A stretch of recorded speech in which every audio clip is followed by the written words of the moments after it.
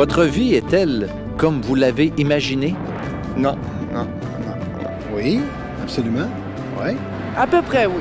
Je me suis jamais vraiment posé la question. Sérieusement, non. Je suis déçu. Elle change tout le temps. Il y a toujours des imprévus. Oh là là, une question. Je vais y réfléchir sérieusement. Non, du tout. Sûrement pas, peut-être mieux. Elle est loin d'être comme je l'avais imaginé. Oui. J'ai toujours fait ce que je voulais faire.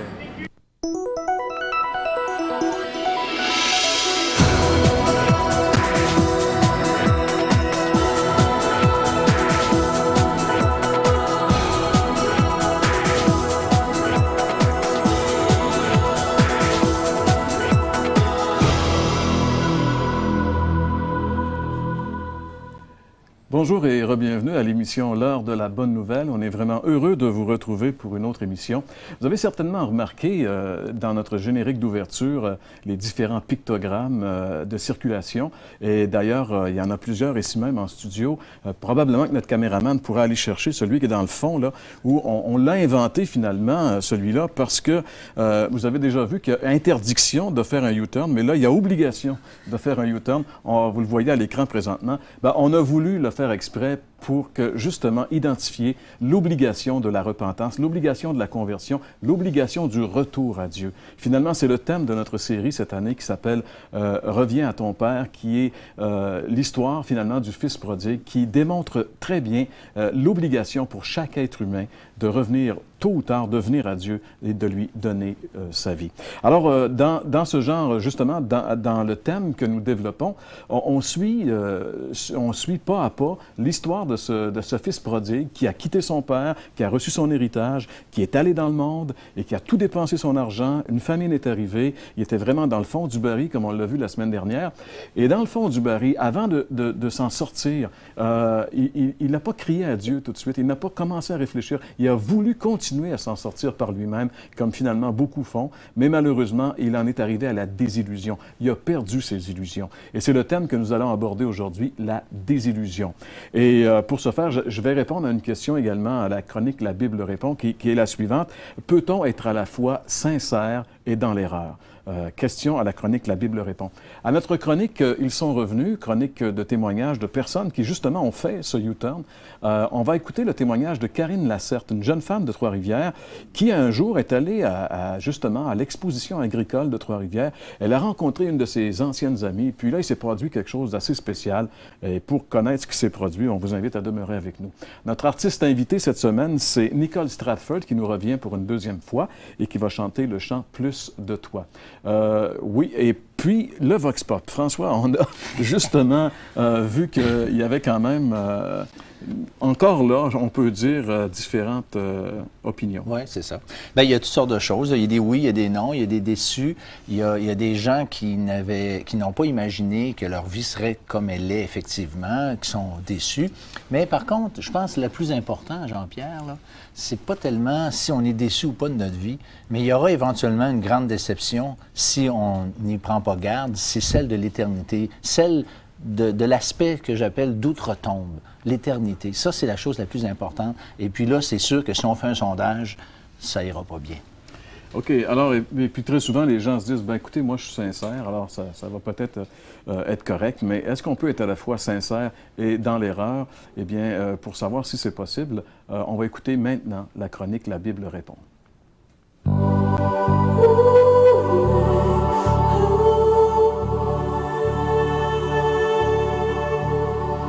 Peut-on se tromper tout en étant sincère? Pour la plupart des gens aujourd'hui, l'important, c'est la sincérité. Peu importe ce que l'on croit, d'abord que l'on soit sincère. Eh bien, malheureusement pour ces gens, cette pensée, elle est fausse pour au moins deux raisons. Premièrement, le gros bon sens. Imaginez une personne qui roulerait sur l'autoroute 15, direction nord, et qui croit sincèrement dans son cœur qu'elle se dirige vers Québec. Vous allez me dire, c'est peut-être un peu absurde comme comparaison, mais si on transpose sur le plan spirituel, laissez-moi vous dire que des millions de personnes croient des absurdités incroyables et pensent un jour aboutir au ciel. Et la deuxième raison pour laquelle on peut se tromper tout en étant sincère, c'est à cause de l'exclusivité du salut. Un jour, Jésus a fait une déclaration fracassante. Il a dit ceci, qu'on peut lire ensemble, dans l'Évangile selon Jean, chapitre 14 et le verset 6. Jésus a dit, « Je suis le chemin, la vérité et la vie. Nul ne vient au Père que par moi. » C'est probablement la déclaration religieuse la plus intransigeante qui soit. Jésus dit qu'il n'y a qu'un seul chemin qui mène au ciel et il dit qu'il est ce chemin. Donc, peu importe sur lequel chemin on peut être, même en étant très sincère, si ce n'est pas ce chemin-là, on n'aboutira pas au ciel. Quelqu'un me demandait il y a quelques jours si les musulmans ou si un musulman peut aller au ciel. Je lui ai cité ce verset de Jésus en lui disant, oui, il est possible qu'un musulman soit au ciel, mais à la seule condition qu'il prenne le seul chemin, c'est-à-dire Jésus, et qu'il se confie en lui. Alors, à savoir si un musulman peut croire en Jésus et demeurer musulman, ça, c'est une autre histoire. Mais Jésus a été formel. Il n'y a qu'un seul chemin qui mène à Dieu, et il a dit, nul ne vient au Père que par moi. Il est ce chemin. Alors, mes amis, oui, il est possible d'être très sincère et malheureusement, mortellement se tromper.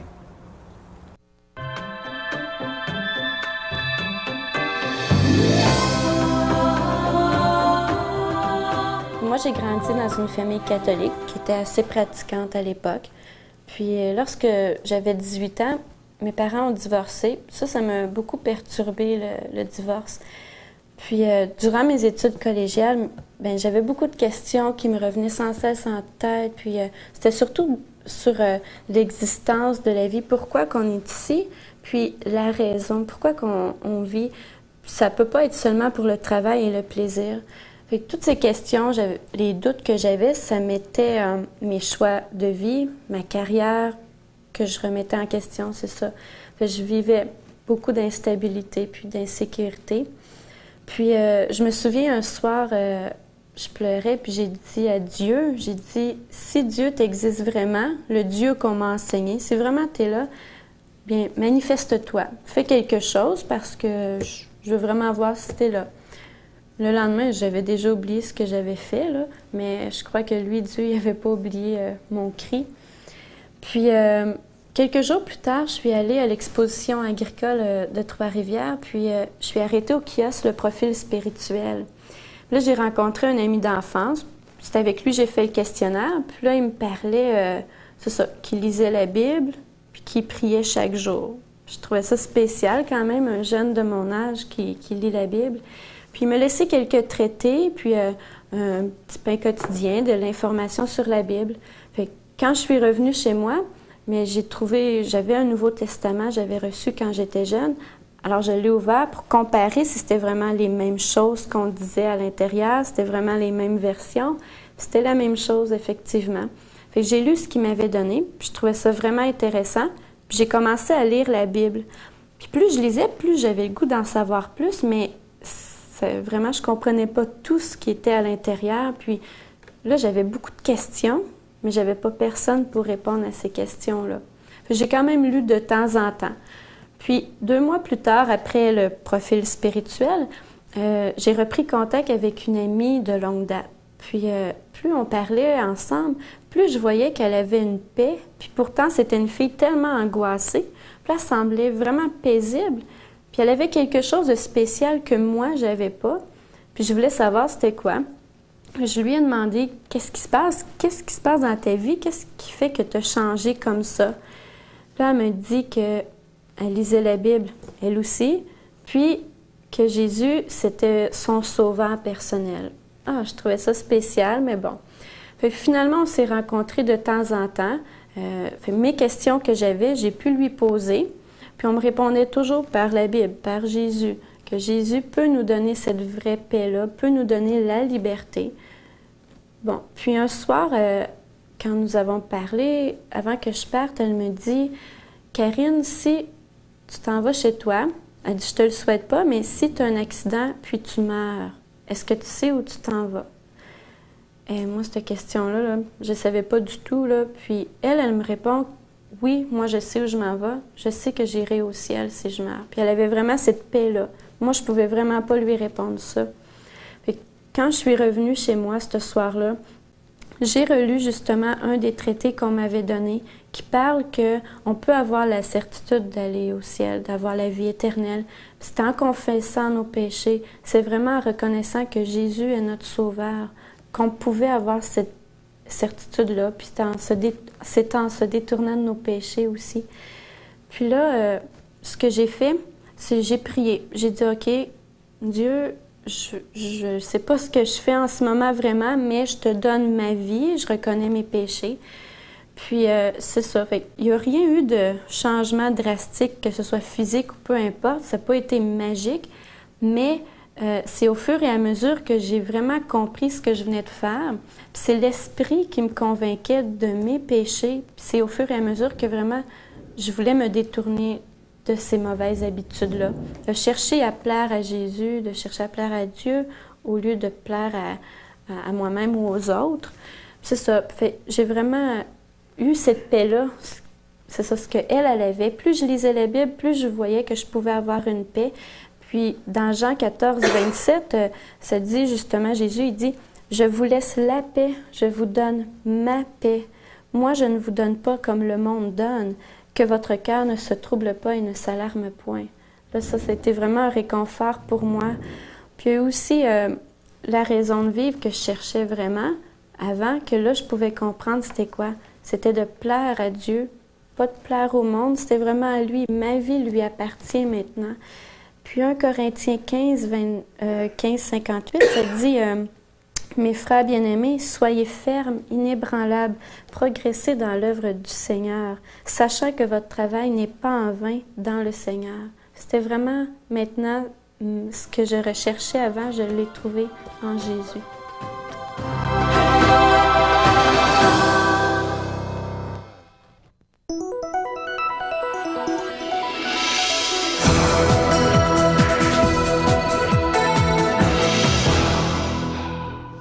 Aujourd'hui, le thème de mon message, c'est la désillusion. Et justement, c'est ce qu'on retrouve ici dans l'histoire ou dans la parabole du prodigue. Puis je veux justement lire 2-3 versets seulement qui nous montrent la désillusion justement du prodigue. Puis au verset 14 du chapitre 15, on lit ceci. « Lorsqu'il eut tout dépensé, une grande famine survint dans ce pays. Et il commença à se trouver dans le besoin. Il alla se mettre au service d'un des habitants du pays, qui l'envoya dans ses champs garder les pourceaux. Il aurait bien voulu se rassasier des carouges, des carottes, quoi, comme mangeaient les pourceaux, les cochons, mais personne ne lui en donnait. » Dans cette parabole du Fils prodigue, le Seigneur nous enseigne plusieurs grandes vérités sur l'homme, sur sa nature toujours prompte à errer, son camouflage, quoi, un peu comme le caméléon qui prend les couleurs de son entourage, dans le but de se cacher. Et on voit aussi, bien sûr, son insatisfaction, sa faillite, sa fuite devant Dieu. C'est un peu comme au tout début, lorsque Adam pécha, il se cache dans le jardin, aussi bien qu'Ève qui était avec lui. Alors aujourd'hui, je veux toucher cet aspect qui se retrouve dans le cœur de l'homme, tel que présenté par le Seigneur dans cette parabole. Une fois que le Fils prodigue eut tout dépensé en vivant dans la débauche, c'est la débandade. On a abusé de lui, bien sûr, et le voilà complètement vidé. C'est toujours ce qui se passe. La société a toujours beaucoup à offrir, mais elle se paye toujours en premier lieu. Que ferait-il maintenant qu'il est absolument vidé? Tant qu'il avait de l'argent, des biens à partager, il avait des amis, puis il avait son plaisir. Il vivait comme dans un rêve, si vous le voulez. Mais maintenant qu'il n'a plus rien, il n'a plus de biens, ses amis ont disparu. Lui qui vivait dans l'abondance, le voilà maintenant vidé. Mais il refuse d'accepter sa faillite totale et de reconnaître son état d'homme perdu. Il croit encore à ses propres moyens pour s'en sortir. Puis il décide d'aller travailler pour un habitant du pays, quoi, qui l'envoie prendre soin de ses pourceaux ou encore ses cochons. Mais les choses ne tournent pas comme il l'avait espéré, et c'est la désillusion totale. Il aurait bien voulu manger la nourriture que mangeaient les pourceaux, mais personne ne lui en donnait. Il faut dire que pour un Juif, là, avoir soin des pourceaux, c'est le métier le plus dégradant qu'il soit. Plus bas que ça, bien, ça se peut à peu près pas. Qu'est-ce que le Seigneur veut bien nous enseigner à nous aujourd'hui par cette parabole? Bien sûr, il veut nous enseigner que l'homme, par ses propres moyens, ne peut et ne pourra jamais s'en sortir tout seul sur le plan spirituel. L'homme ne peut jamais être justifié par ses propres moyens devant Dieu. L'homme a toujours eu de la difficulté à accepter qu'il est sans force et qu'il est perdu sans l'intervention de Dieu. Dans l'Épître aux Romains, chapitre 5 et le verset 6, nous lisons ce passage. « Car, lorsque nous étions encore sans force, Christ, au temps marqué, est mort pour des impies. » En fait, c'est l'histoire du prodigue qui se répète. C'est notre histoire à tous. Lorsque nous étions sans force, impies et morts dans nos péchés. C'était aussi le cas des Juifs du temps de Jésus et des apôtres. Ils refusaient d'accepter qu'ils étaient des sans force. Ils se croyaient sauvés en établissant leur propre justice par leurs efforts, leurs pratiques, leur religion, qui était le judaïsme du temps, les lois et aussi leurs traditions. Se réclamant fils d'Abraham, alors écoutons ce que saint Paul dit justement d'eux. Et justement, c'est une parole qu'on trouve dans l'Épître aux Romains, chapitre 10, le verset 1er. Il dit, « Frère, le vœu de mon cœur et ma prière à Dieu pour eux, c'est qu'ils soient sauvés. Je leur rends ce témoignage qu'ils ont du zèle pour Dieu, mais sans intelligence, ne connaissant pas la justice de Dieu, ils ne se sont pas soumis à la justice de Dieu. » Voyez-vous, l'homme croit pouvoir atteindre la justice de Dieu par ses propres moyens, ses efforts. Et pourtant, la parole de Dieu, elle est bien claire à ce sujet. Lisons encore ce que Dieu nous dit dans l'Épître aux Éphésiens, le chapitre 2, versets 8 et 9. « Car c'est par la grâce que vous êtes sauvés, par le moyen de la foi. Cela ne vient pas de vous, c'est le don de Dieu. Ce n'est point par les œuvres afin que personne ne se glorifie. Pourtant, oui, pourtant, l'homme persiste à croire qu'il peut s'en sortir tout seul, atteindre son salut par ses efforts, ses propres moyens. Et très souvent, je pose cette question aux gens. Mais êtes-vous sauvés? Le Seigneur est venu pour chercher et sauver ce qui était perdu. La plupart des gens me diront, mais on ne peut pas savoir ça de notre vivant. D'autres diront, et bien sûr, je mène une bonne vie, moi.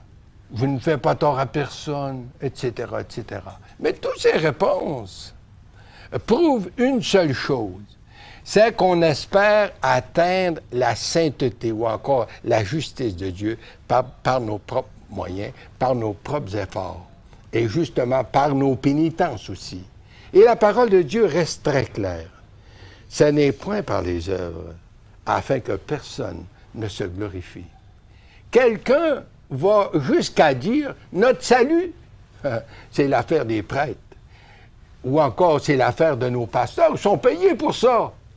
Mais selon l'enseignement de Jésus, dans cette parabole, dès que le prodigue eut compris qu'il avait fait faillite, il alla se mettre au service d'un habitant du pays, espérant s'en sortir tout seul.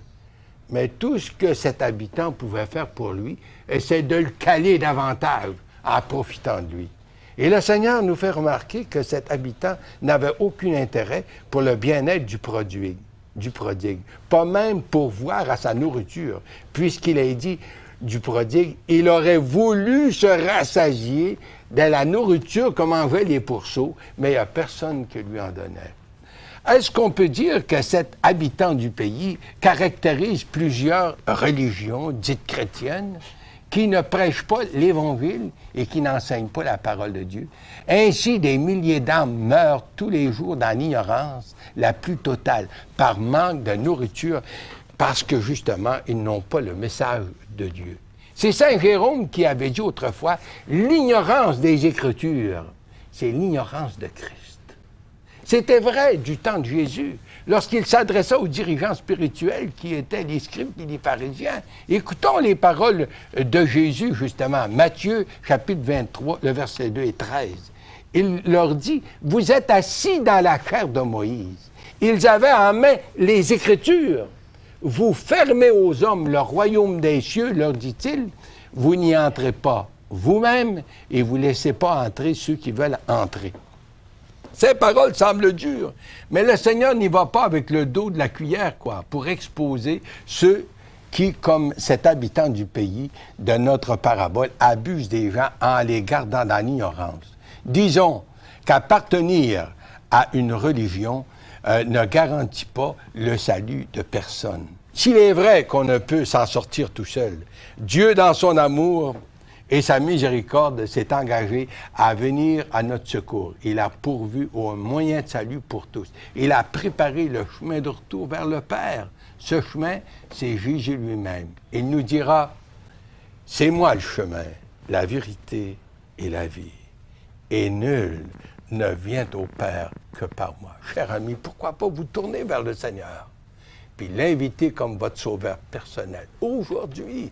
Puis le Seigneur va répondre justement à votre prière, puis au désir de votre cœur, si vous vous tournez vraiment vers lui aujourd'hui. Qu'il en soit ainsi pour sa gloire.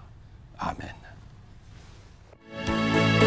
Je ne suis pas ici pour une philosophie qui changerait tout mon point de vue, car j'ai tout essayé et mon cœur n'a jamais changé.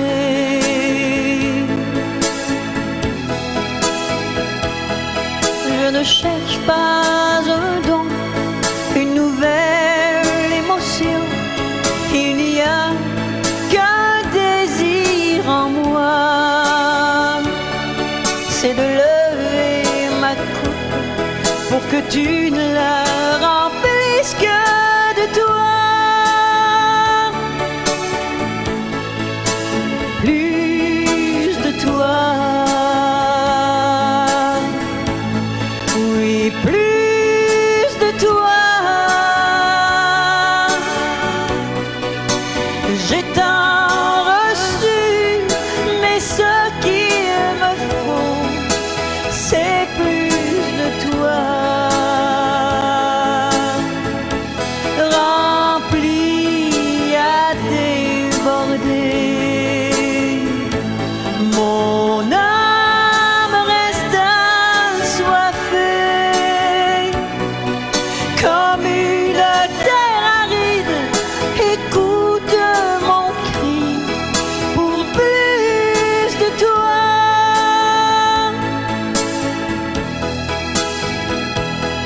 Tout en cherchant le blé, la balle m'a attiré, mais elle n'a pas pu me nourrir. Je suis sur mes genoux et mon cœur est poussé à bout. La soif me fait me lever, je dois continuer à travers ce désert sans fruits. La source qui est là, de l'eau vive, Jésus, remplis-moi de plus de toi. Oui, plus de toi. J'ai tant reçu, mais ce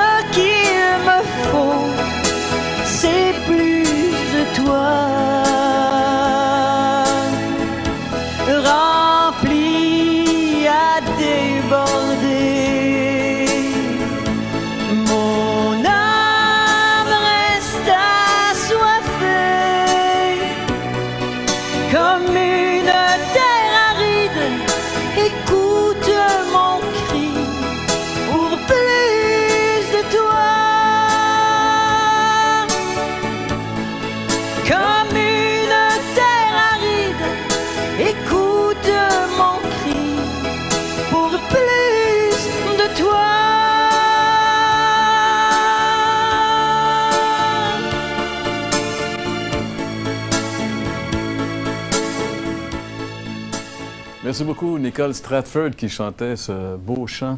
Plus de toi, oui, parce qu'on a besoin de plus, de beaucoup plus du Seigneur dans notre vie que de nous-mêmes. C'est presque terminé, le temps a filé beaucoup au cours de cette émission, mais on aimerait, avant de se quitter, saluer nos amis d'Haïti, puisqu'on sait que les émissions L'heure de la bonne nouvelle sont présentées sur Télé Lumière, la chaîne 24 à Port-au-Prince. Alors donc, à tous nos bons amis d'Haïti qui écoutent L'heure de la bonne nouvelle, on vous salue et on vous invite également, vous aussi, à nous écrire, à communiquer avec nous. On aimerait bien avoir de vos nouvelles.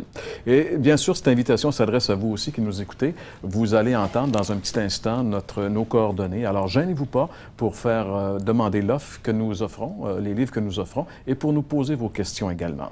Alors, c'est déjà tout. On se retrouve la semaine prochaine pour une autre émission de l'heure de la bonne nouvelle. Passez une bonne semaine et à la semaine prochaine.